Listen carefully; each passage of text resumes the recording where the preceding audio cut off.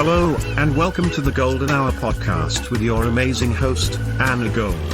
We hope you enjoy the conversation and learn something new. We have an amazing show planned for you today, and who knows, we might play a game or two. Ladies and gentlemen, without further delay, here she is, the amazing Anna Gold. Welcome to the Golden Hour, everyone, with Anna Gold. My guest today is Jorge Salas. Welcome to the show, Jorge. Thank you, Anna. Thank you for having me.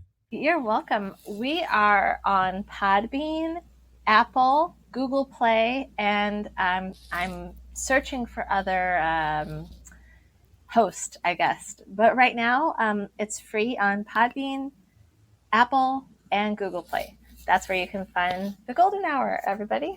Thanks for asking that question earlier, Jorge. Sure. I'm excited to have you since we met. We met at a party in November. Right now it's early December. Since we met, you finished a play. You were in a play. Can you tell us about it? Yes, it was called Justicia, and it was loosely based on a true story. The writer, first time or very early in his career writer, he is or was a lawyer, and that has all to do with a father-daughter lawyer team. I played the judge. Oh, wow. I could see you as a judge, actually. Yeah, that's what he said. He wrote it based on a true story about this father-daughter combo, about kind of touches on social media, a little bit of power dynamics, and just basically people getting old, him getting old, but they're trying to defend someone who is fighting a case against ageism, I guess you would say. Oh, yeah, that's a thing. So did you play a good character or a bad character? Like, were you a good judge or a bad judge? No, I think I largely played a fair, trying to be fair judge. My agenda is that I was trying to get promoted to the appellate court. Oh, So I wanted things to go well. I didn't want anything odd to happen with this case. I just wanted it to be wrapped up. I wanted it to look good. But other than that, I tried to be an equitable judge. oh, that's good. Yeah, I guess every character has a motivation or an agenda, right? Yeah. Otherwise, it's not very interesting. That's true, yeah. We all have our motivations, and some are good. And speaking of plays, though, the last play that you were in prior to Justicia, you got really good reviews in the Chicago Reader. Can you tell us about that play and why you liked doing it? Yeah, I really like that one. That play was called The Language Archive by Julia Cho, and it played at the Edge Theater in Edgewater.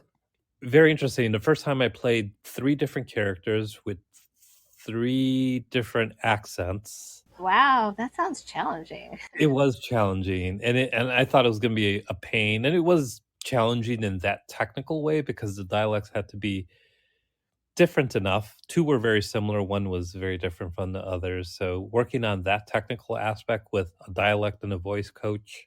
Oh, you had a coach? Yeah. For my last 2 plays before Justicia, I had a dialect and a voice coach for specifically the dialects and then general voice projection and things like that. Was he or she hired through the theater, or was it separate, like someone that you worked with? She was hired by the theater company and available to all. Oh, that's nice, actually. I don't think I've ever had that advantage. That's a great, that's a very smart thing for a theater to do. Yeah, I think so. And more so for the characters in the play with the Eastern European or kind of made up accent. Just we need a lot of coaching there. So that True, you don't want it to sound fake, and you want it to sound authentic. correct. Yeah, so there was that technical aspect. There was also the technical aspect of 3 different costumes and then going back and forth because the way some scenes work, there's a little bit of reflection and dreaming, so I had to go in and out. and just the costume changes. Had to have help with one or two in one or two scenes just because it was so quick. So that was challenging. But just the main character that I played was called Reston, and he's come from this made up land called LOA. Yeah, so that was very interesting because I had my wife and we were just an kind of old bickering couple, and we're one of the last speakers of this almost forgotten language, and the linguist, which that's what it was about. It was about a linguist who's an expert in language and languages, but he was not so good at the language of love. That is a language. There is the language of love. Yeah, It takes communication, for one. I know that much. yeah, yeah. So he was in a relationship, but he had a lab linguist partner who there was some love interest there, and he was supposed to interview us, kind of like we're doing now, in like a just recorded language, just so he can have it for his archive. That's why it's called Language Archive. And yeah, but all we could talk about is like who had the window seat and things like that. So it was a lot of fun, very challenging, both from technical and just performance perspective. But I really, really liked it. And I was so happy to read that review in the Chicago Reader and also the Chicago Theater Review publication. Just very kind with their words. And that's one of the nice things when you do a play. Yes, it's over once the play is done, it's over. There's no seeing it over. But unlike a film or TV, but you can still read the reviews and recall those really good times with your cast. That's excellent, Jorge. Yes. Have you always been an actor? Did you start out as a little kid acting, or how? No. I've only been doing this for about maybe 4.5 years now. Oh, really? Yeah, so it's relatively new. I can't say that I wanted to do this when I was young, not even a teenager, not even a young adult. What made you want to think, hey, I could do that, I can act? Well, it started my corporate job. The other thing that I do, I'm in technology, and that's my corporate day job. And about, I would say, maybe 6 years ago now, because about 6 years ago, I took an improv class at the Second City, just to think more off the cuff, something fun, different, and it was great. I had a lot of fun. It really helped with improvisation, more so in a corporate setting. But then Did it help to make you think on your feet at corporate events and meetings and things? Yeah, it did. It's cool how there was a real life application of it, you know? Yeah, and also the social aspect too. I kept taking every class because everybody in the first class was like, hey, are you taking the next one? So on and so forth, till the end, the whole course, which was about 5 or 6 classes. And before you graduate, you have to perform at the Second City in front of people. And I think that's where I picked up the performance bug. Oh, cool. But I wasn't totally in love with improv itself as a like medium. But I love performing in general. And then some of the improv got longer. It was a little bit more role playing. I was more into that. So I looked at acting classes at Acting Studio Chicago, and I took all the core level classes there.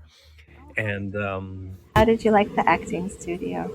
I liked that. Yeah, yeah, I really liked it. I think the teachers were really good. I'm still connected with all of them.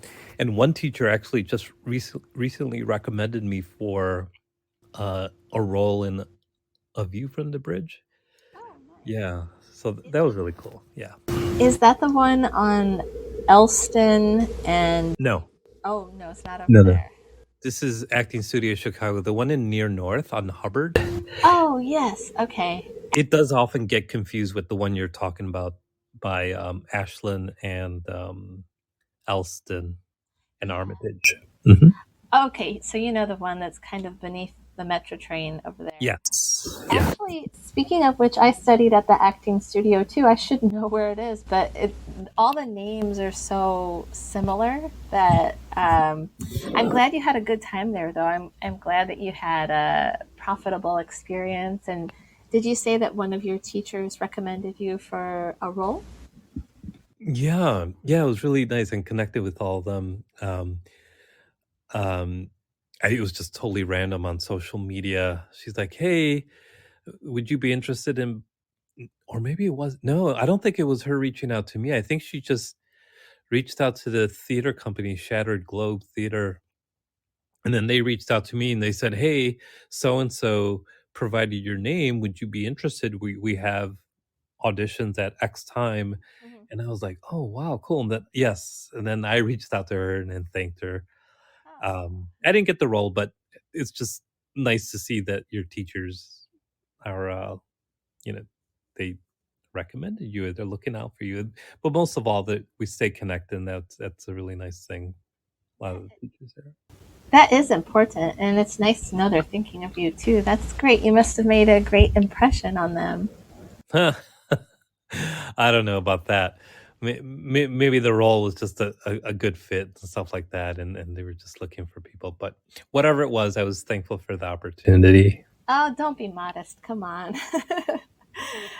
Yeah, that's nice though that you're thankful, and that's great. So, Jorge, you have been acting for 4 years now, right? 4.5. Yep. 4.5. What are your goals for the near future? Like the next couple of years, what would you say that you want to achieve? Next couple of years. I think now that I'm at this level, I've taken a lot of roles. It just didn't matter. I was just trying to get experience. Oh, Now I'm looking, if it's going to be smaller shops or like storefront theaters, I'm looking for more lead roles at this time. So I'm trying to be a little bit more selective. oh, good. That's how Uh, you'll push forward. That's great. yeah, lead roles in smaller shops. Or if it is one of the bigger venues, one of my goals is to perform at the Den. Hmm. Eventually, the Goodman, Steppenwolf, that'd be awesome at some point. I don't think that's a short or midterm goal, but maybe it's a little bit out there. But the Den would be a good stepping stone, I think, to get into one of those bigger houses. Hmm. Where is the Den located as a theater? Wicker Park in Milwaukee by Ashland. Oh, okay. So that's kind of like a step up from what you've been performing in, you'd say, right? From a venue and like size and so and so performed there. Yeah, kind of like that. Yeah. Cool. That's a good goal to have. And do you have any goals in film and television? You've done some film and TV work too, haven't you? Yes, I haven't done a One Chicago show, which is Chicago PD, MD, Fire, or whatever. Mhm. Uh, though I get a lot of auditions for those from my agents, but So good. At least you are in the running. At least they are considering you, right?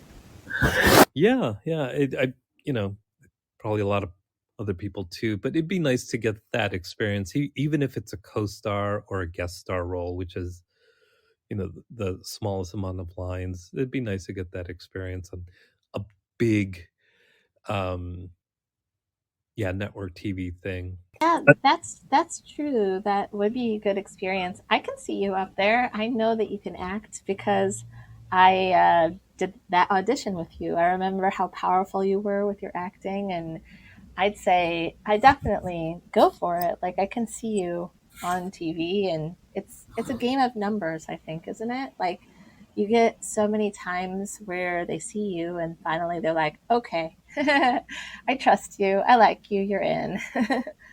Yeah, it is definitely a numbers thing, timing. Mhm. It's very subjective too, whether it's the look, your height, what you said, or whatever it is. Who knows? Maybe one one of these days, hopefully, it'll work out. So that's the TV goal. The Good. film goal would be probably do similar to the small shop play goal is to have more lead roles in an independent or a feature film. Mhm. And I think I had a lead role in a the Born and Raised episode 3. That Mhm. was I love that. I mean, you worked a lot, you were on set all day, Mhm. but I really enjoyed it. That's good. Speaking of which, I saw that clip on your reel and I thought it was very funny. There's so little of that on your reel. It's at the very end, but I like it. It has good rhythm to it. Thank you. Thank you. That was a lot of fun. And it was filmed in Logan Square in Humboldt Park, which is it's basically my backyard, so I couldn't have asked for more. That's awesome. So you have an agent, did you say, right?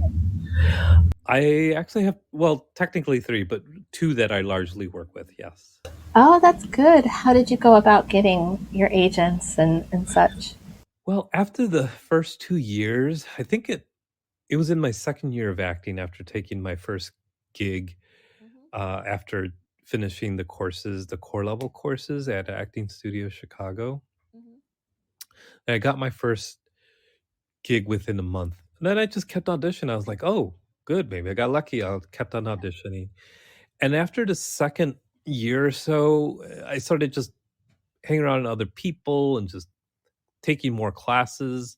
I also took the Meisner classes at Green Shirt Studio, and just being in the field, in out there in the wild, and just talking to other actors. They're like, yes, my agent this, my agent that. And it's like, well, what does it take? So I did a little research. I attended some webinars, and they just said basically start reaching out to them, attend webinars, networking events.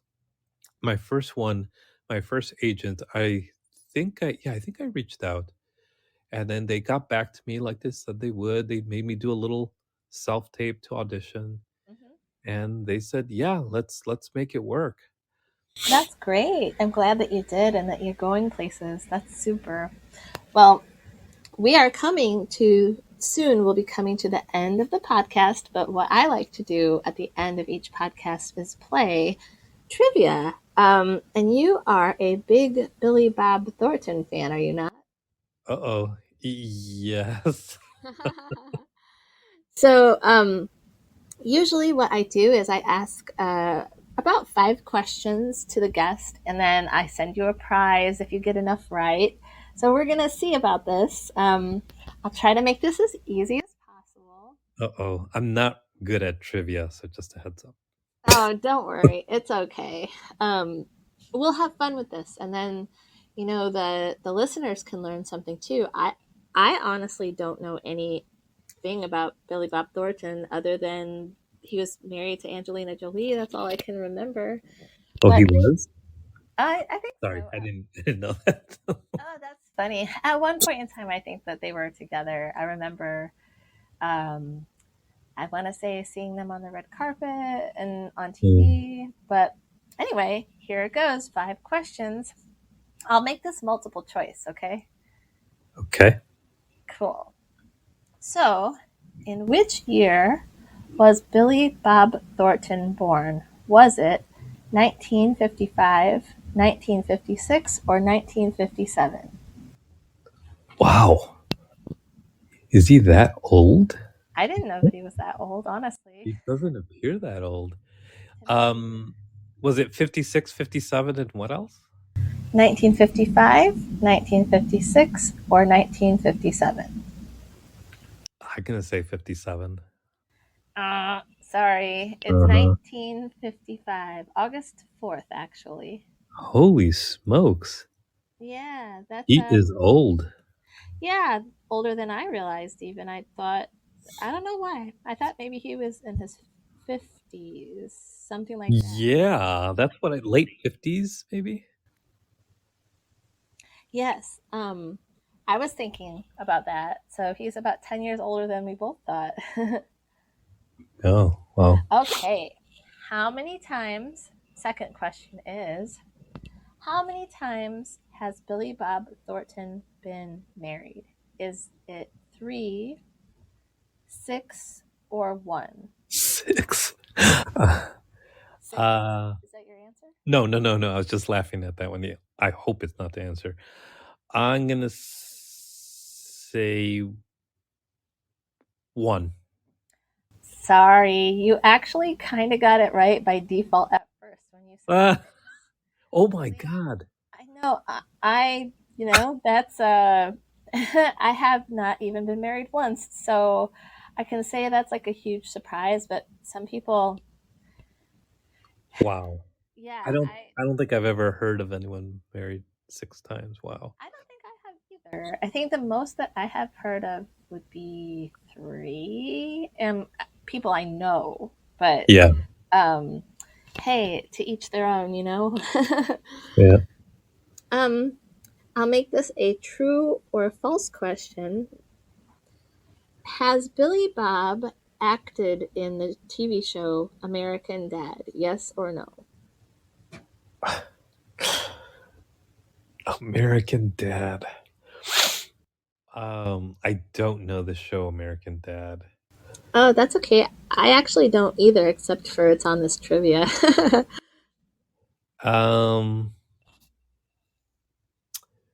It doesn't sound like he would, but then again, he can surprise you. Go for your first instinct. My first instinct is yes, he did. You are correct. Yes, sir. There we go. All right. So Billy Bob Thornton is an actor, as we know, as well as a director. And this question is, how many movies and TV shows has Billy Bob Thornton directed? Is it 3, 4, or 5? 5. Correct. Awesome. Good job. And that brings us to the end of Billy Bob Thornton trivia. And I will send you a prize or give you a prize. Depends on when I see you in Chicago next. Are you going to any events soon? Let's see. Not going to that one. I think tomorrow I'm going to this filmmaker and actor meetup thing. I think it's part social, part networking thing. What's coming up in 2024? It's actually now that you mention it, it's at that place, Chicago, the actor studio, the one on Nelson. Oh, is that tomorrow? No, Friday. Oh, Friday. Today is Wednesday. Gosh, I lost track. Well, it's sometime in early December. That's all I know. Yeah. That's cool. So, yeah, I can either give you or send you a prize, and I hope I see you soon. Oh, well, what do you like best about Billy Bob Thornton? Like, what do you admire about him as an actor and a director? I think first as an actor, his eccentricity, his deadpan manner of delivering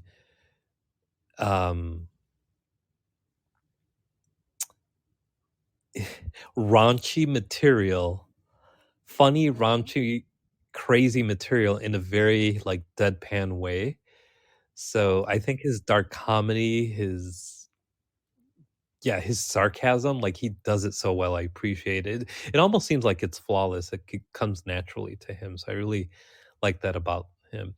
His directing, I can't think of anything off top of my mind, but if his acting and what I just said about his acting translates, he's probably directed some dark stuff. I like dark humor, dark things in general. So if it's anything, yeah, I do. So I think that's what I would say I appreciate the most about him. I've seen so many like films that make me go, "Oh no!" Like I just saw Bad Santa recently. That was just very funny.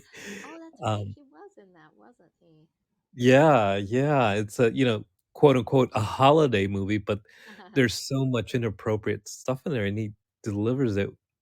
Sometimes you cringe. I was like, "How could he do that?" And so I think when an actor makes me do that, I appreciate it. Oh, that's awesome. Well, super, and thank you so much for being on the show. It is about 6:30, and I know you said you have an audition to prep for, so I can go ahead and let you do that, and I hope that we talk later or soon. I have a prize to give you, and I look forward to seeing you once again.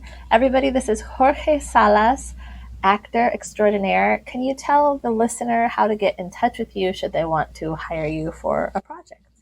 Or be a fan? Sure. Yeah, sure. I thank you, by the way, Anna. I'm probably the best and easiest way is via Instagram at Jorge Salas Shy, as in CHI, as in Chicago. Just type that in search, that should come up. And my email is jorge.salas.shy@gmail.com. Or message Anna on here. Thank you. Perfect. That sounds great. Have a nice night, Jorge. You too. And thank you, all of you, for listening to us. Have a good one. Bye. You too. Good night. This has been the Golden Hour podcast with your host, Anna Gold. We invite you to come back next time for more laughs, fascinating guests, and most importantly, movie trivia. Think of her next time you watch The Sunset or chug a V8. Don't forget to find her on Instagram and take a peek at her profile on IMDb. Until next time, stay golden.